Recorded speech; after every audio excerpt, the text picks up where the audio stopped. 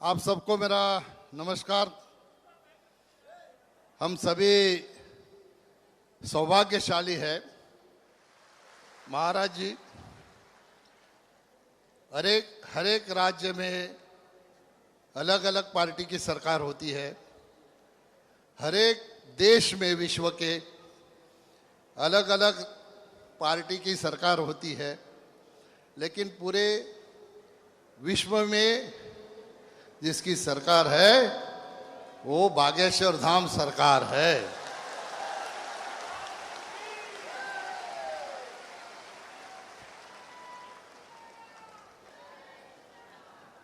मैं तो कल महाराज चेन्नई में था। मुझे लग रहा था कि आपके दर्शन नहीं होंगे, लेकिन आखिर आपने बुला ही लिया।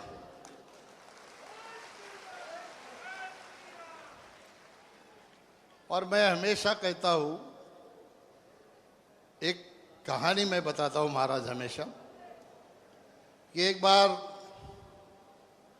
नारद मुनि के मन में प्रश्न उठा। उन्होंने भगवान ब्रह्मदेव के पास जाके कहा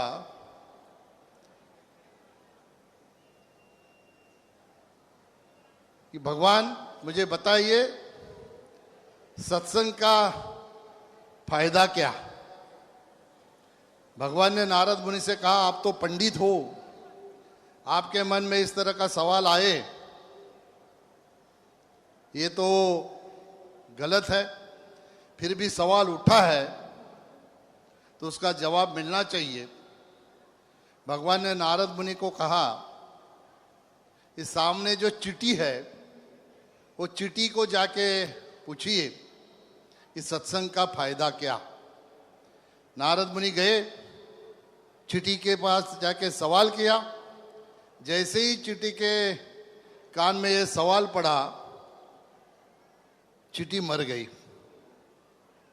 जो घटना घटी नारद मुनि ने आके भगवान को बताई। भगवान से पूछा, अब क्या करूं।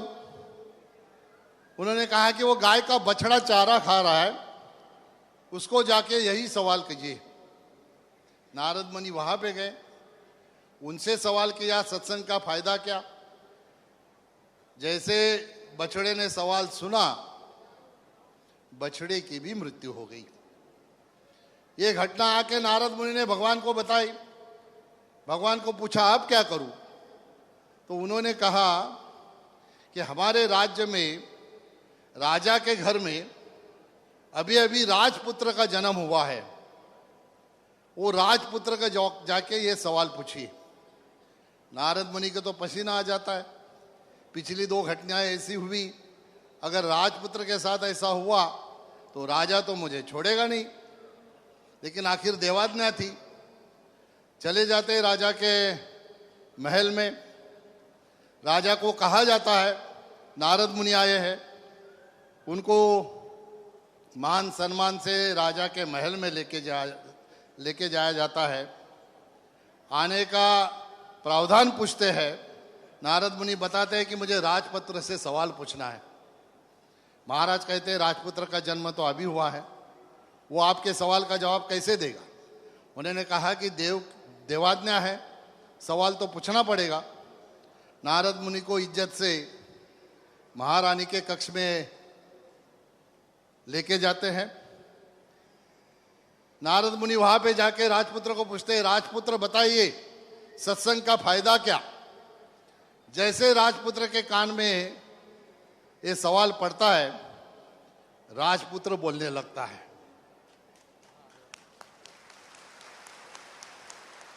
राजपुत्र कहता है, महाराज आपने मुझे पहचाना नहीं। पिछले 2 जन्म में चींटी और बछड़े के जन्म में मैं ही था। आपका सत्संग मिला करके मैं राजा के घर में राजपुत्र बन के जन्म लिया। वैसे महाराज आपका सत्संग है, इसलिए मोदी जी के साथ हम केंद्र में मंत्री बने हुए हैं।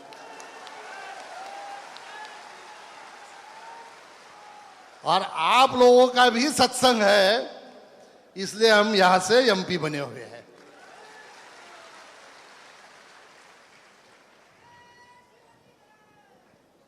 मैंने जो भी आपका महात्म्य सुना है महाराज, वो बहुत ही प्रेरणादायी है। इसलिए मैं हमेशा एक बात कहता हूं कि हीरा परखने से पीड़ा परखने वाला जो होता है वो सही मायने में जोहरी होता है,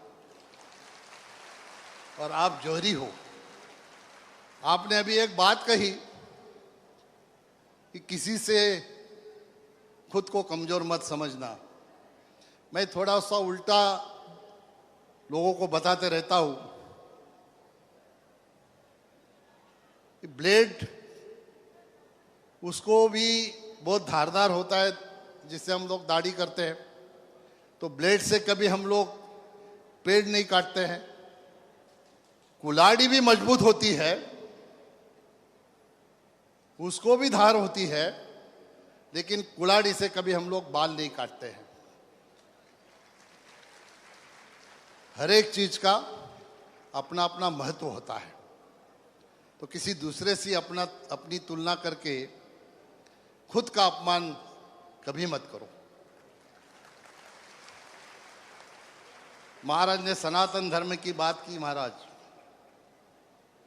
ये देश ही सनातन लोगों से ही बना हुआ है,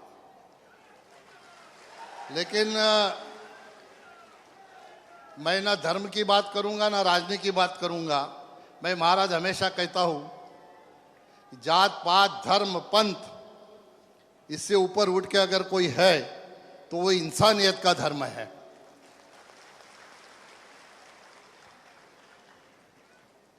फिर भी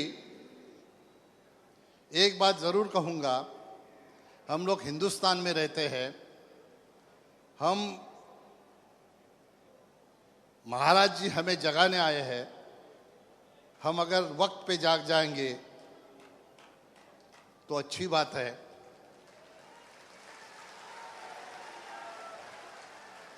नहीं जागेंगे तो एक दिन तिरंगे में चांद दिखाई देगा। अगर वक्त पे जागेंगे तो एक दिन चांद पे तिरंगा लहराएंगे।